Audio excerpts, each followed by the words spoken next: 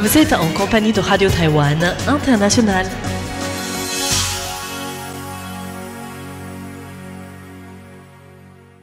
Bonjour à toutes et à tous et bienvenue sur Radio Taïwan International.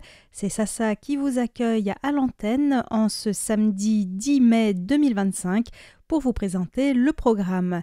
Tout d'abord, la revue de presse de l'actualité hebdomadaire taïwanaise vous sera présentée par Lisa Dufaux.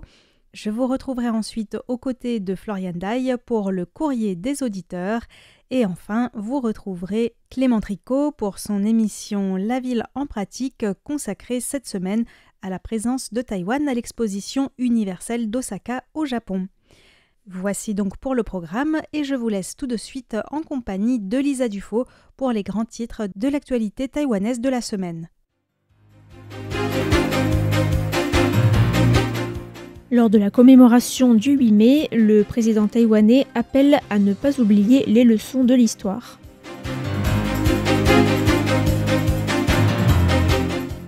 Taïwan salue l'élection du nouveau pape Léon XIV, chef du Vatican, seul allié diplomatique de Taïwan en Europe.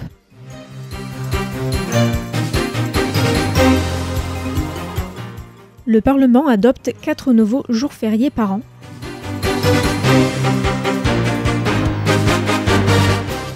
Bonjour à tous et bienvenue sur l'antenne française de Radio Taïwan International. Ici Lisa Dufaux pour vous présenter la revue de presse de la semaine.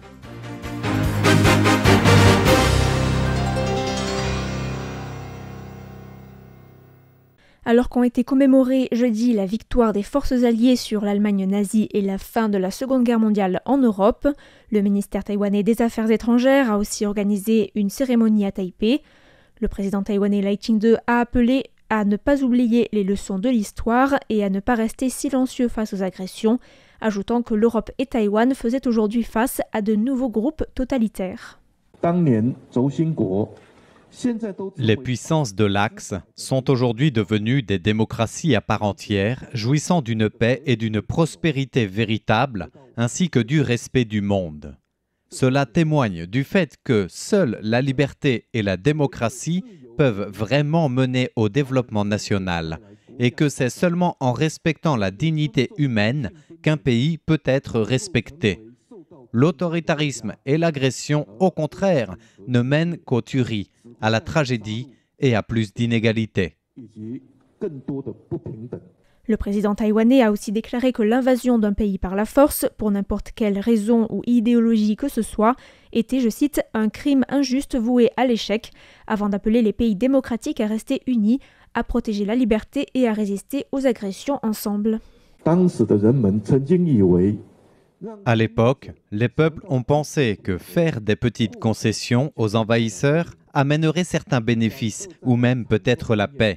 Mais l'expérience douloureuse de la Seconde Guerre mondiale nous dit que ce genre d'apaisement ne fait qu'encourager les envahisseurs à en profiter et à étendre leurs ambitions pour continuer leur conquête.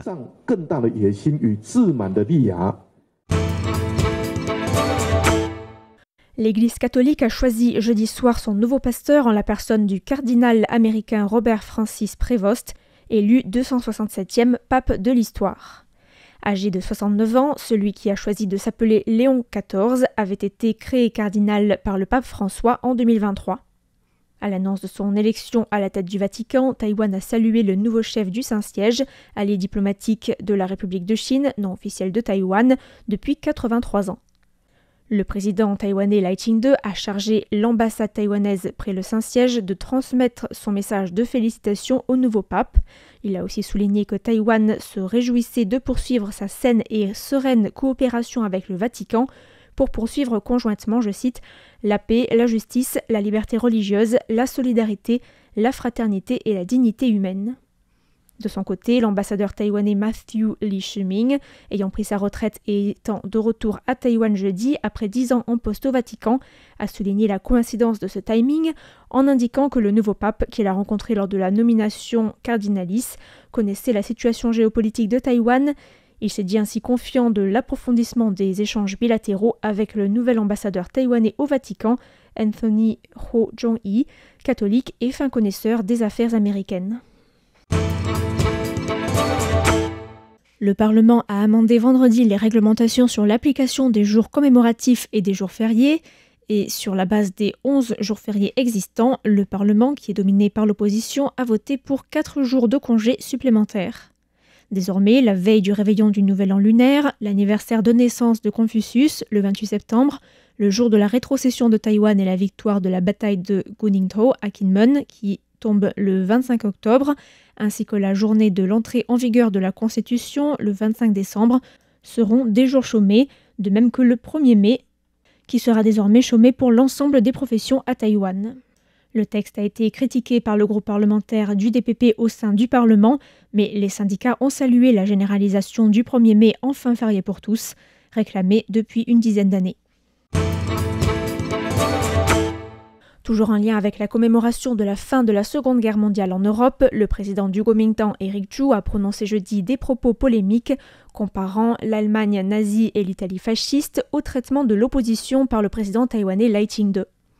C'est lors d'une réunion du comité central du KMT, le principal parti d'opposition à Taïwan, qu'Eric Chu a rappelé que Hitler et Mussolini avaient, au nom du droit, purgé l'opposition dans leur pays. Ces propos s'inscrivent dans un contexte politique particulier à Taïwan alors que plusieurs bureaux du KMT ont fait l'objet, au cours des dernières semaines, d'une série de perquisitions et d'arrestations suite à des falsifications présumées de signatures dans le cadre de plusieurs procédures de destitution visant des députés du Parti démocrate progressiste.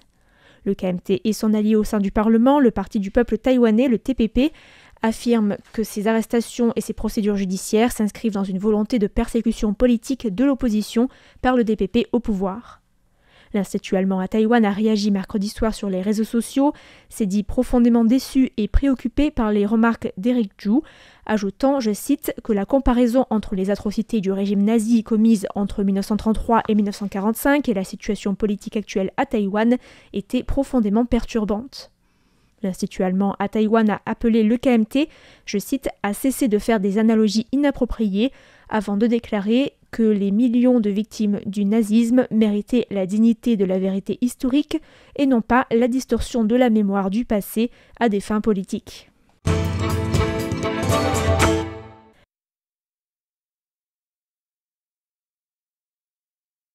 La diplomatie taïwanaise a dénoncé jeudi les propos du président chinois Xi Jinping qui a affirmé la souveraineté de la Chine sur Taïwan dans une tribune publiée hier par la Russian Gazette.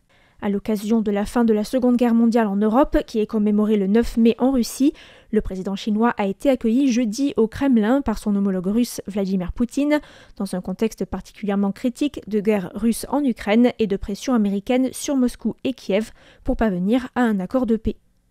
Dans la tribune, Xi Jinping affirme que 2025 marque aussi l'anniversaire du retour de Taïwan à la Chine, ajoutant qu'une série d'instruments légaux de droit international, y compris la déclaration du Caire et la déclaration de Potsdam, avaient affirmé la souveraineté de la Chine sur Taïwan. Le ministère taïwanais des Affaires étrangères a réagi dans un communiqué, qualifiant l'article de fallacieux en affirmant que ce dernier mélangeait le vrai du faux et était contraire aux faits. Le communiqué évoque aussi la résolution onusienne de 1758 et affirme que le contenu de la résolution ne mentionne pas que Taïwan fait partie de la République populaire de Chine et que par conséquent cette résolution n'autorise pas la Chine à représenter Taïwan aux Nations Unies ou dans les instances onusiennes. L'ancienne ministre de l'Enseignement supérieur et de la Recherche française, Sylvie Retailleau, qui était en visite à Taïwan cette semaine, s'est rendue mardi au lycée international français de Taipei, le LIFT, pour participer à un atelier de présentation sur l'intégration de l'intelligence artificielle comme outil éducatif d'apprentissage par la start-up française Learning Robots. En marge de l'atelier, Sylvie Retailleau a souligné la richesse des écosystèmes français et taïwanais en matière scientifique et l'importance de tisser des liens et de nourrir des échanges approfondis sur les plans académiques et industriels. L'idée d'avoir tout ce spectre et le renforcement à travers la collaboration scientifique, académique, jusqu'au transfert et à l'industrie est vraiment très présente dans les discussions que nous avons. Taïwan et l'Estonie ont signé hier 2 protocoles d'entente pour faciliter la coopération entre les industries aérospatiales et de défense des 2 pays. C'est la représentation de Taïwan en République de Lettonie qui a indiqué mercredi dans un communiqué qu'une délégation d'hommes d'affaires taïwanais avait signé les 2 documents lundi avec le ministère estonien de la Défense et l'association de l'industrie aérospatiale, ainsi que la Estonia Aviation Cluster à Tallinn, capitale de l'Estonie. Le communiqué affirme que les protocoles d'entente ouvrent un nouveau chapitre pour la collaboration entre les 2 pays en matière de drones, d'aérospatial et d'autres industries. Le représentant de Taïwan en Lettonie, Enju Lee, a déclaré que Taïwan et l'Estonie pourraient, à travers ces protocoles d'entente, contribuer à construire des chaînes d'approvisionnement promouvant la stabilité régionale et la sécurité globale dans un contexte de guerre russe en Ukraine et de menaces chinoises croissantes envers Taïwan. Le Bureau national de police a annoncé que 55 ressortissants taïwanais, soupçonnés d'être soit impliqués dans des réseaux de fraude et de traite d'êtres humains au Myanmar, soit victimes de trafic humain, étaient rentrés à Taïwan tôt mercredi matin.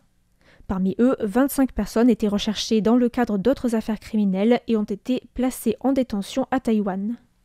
Le bureau a indiqué qu'avec le soutien du ministère des Affaires étrangères, le groupe ad hoc interministériel a envoyé du personnel sur place pour négocier avec les autorités thaïlandaises et birmanes afin de faciliter le rapatriement des ressortissants taïwanais bloqués sur place.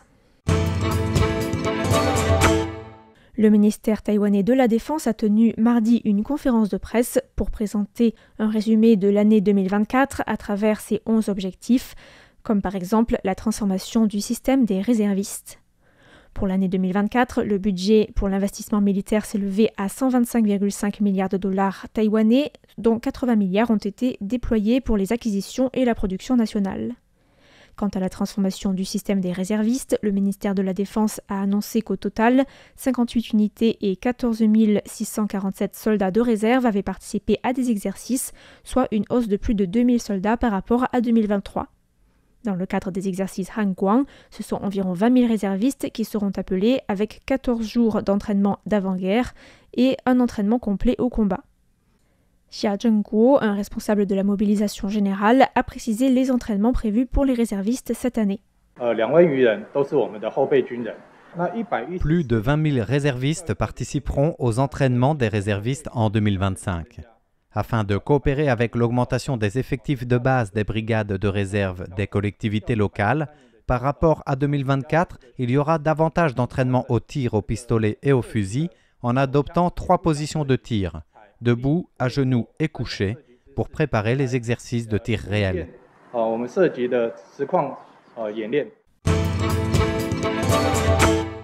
Le parquet de Tainan a mis en examen cette semaine 11 personnes liées au Kuomintang dans le cadre d'une enquête sur les signatures fournies pour des projets de destitution visant 2 députés du Parti démocrate progressiste.